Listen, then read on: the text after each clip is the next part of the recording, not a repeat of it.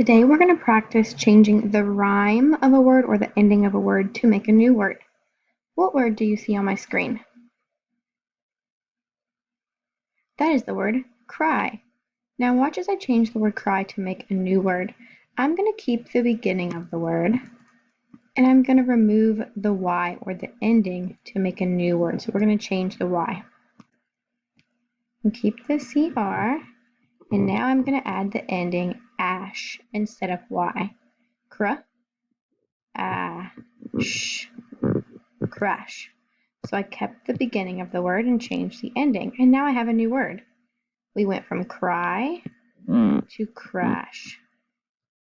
Now I'm going to do it again. I'm going to keep the beginning of the word CR, but we're going to change the rhyme or the ending to make a new word. Now instead of ash, we're going to put ab. A-B. Ab. So we have ab. Crab.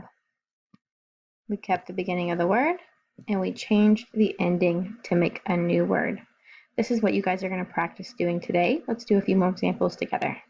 I'm going to write a word on the screen. I want you to think about what word it is. What word do you see on the screen? That is the word the. We're going to change the ending of the E, to is. Is. So we're going to keep the beginning of the word th and change the E and put an is instead. We have made a new word. What new word did we make?